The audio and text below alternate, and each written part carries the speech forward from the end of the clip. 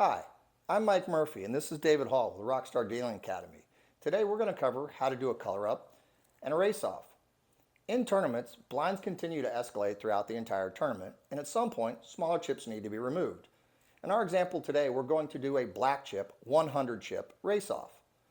Prior to the break, you'll hear an announcement saying you're doing a race off of the 100 black chips. And they'll instruct the dealer to have one player start buying up all those chips. It's usually best to have the large stack buy up those chips. But please, don't slow down play. Action should continue as normal, and most times players are good about facilitating this. Once the break is reached, if you don't have all the black chips bought up, you can finish it up at that point.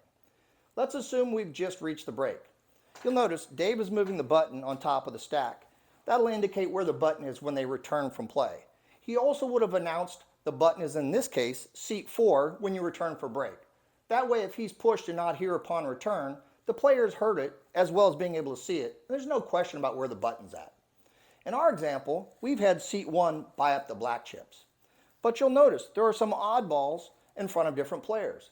These are the chips left that were in denominations less than 500. So now we're going to do the race off to determine how to buy those off. Dave will do a single shuffle, a riffle, and a cut, not a full shuffle, to help determine this.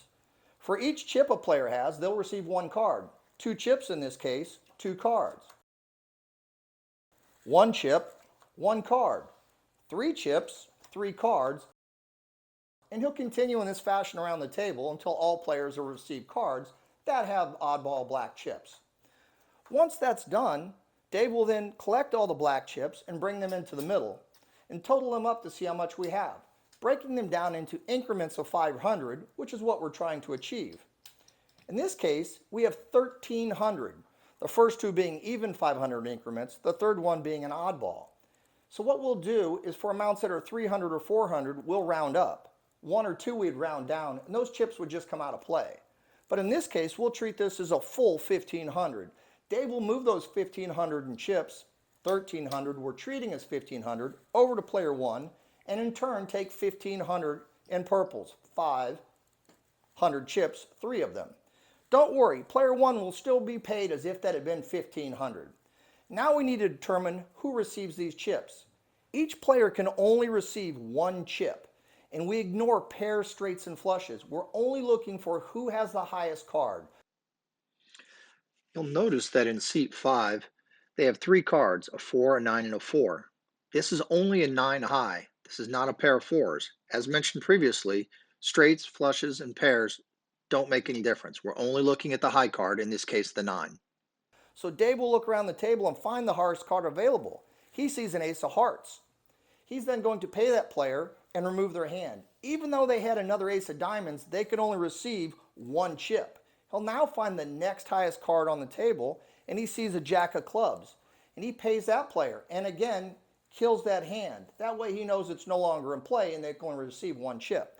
He'll then look for the next highest card and notices the 10 of clubs and pays a third 500 chip to that individual and then brings the cards in. Once this is completed, all 500 chips have been bought up and put in one player's hand. In this case, we're looking at seat 1. Dave will then start setting decks because on break we need to have the deck set before play resumes. And he'll wait until a floor comes up. He'll continue in this fashion. Once the floor arrives, he'll pause in order to keep an eye on what's going on. Another set of eyes always helps to make sure the chip counts are correct. The floor will then come up and see that we have 4 barrels, verifying them as 8,000 plus an additional 300, which we treat as 5. Again, he doesn't get shortchanged. In order to make this easier, he'll add another 500 chip and a 1,000 chip to make this 10,000 total. Sometimes the dealers will round this up ahead of time in order to make it a little easier by putting those amounts in there. I'll then ask Dave for the chips, the color up chips, in the well. Prior to me asking, don't touch those chips. They're not to be used for change or anything else. You leave them in the well until instructed to take them out by a floor.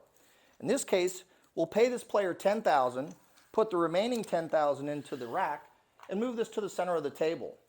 It'll then remain there, and Dave will go back to setting his decks until another floor comes by to again verify this. Another set of eyes, making sure our counts are accurate.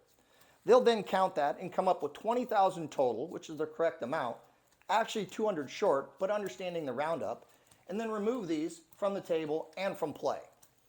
If you're approaching the end of break and you still have these chips on your table, please help out. Call out floor, your table number, and pickup. We don't want these chips on the table when play resumes. So if this was table 17, Dave would have called out floor, table 17, pickup, and the chips could be taken care of. Hopefully this helps you to understand how color-up works and how race-offs take place. And best of luck to you in dealing your tournaments. Rockstar Dealing Academy. Learn to deal poker like a pro.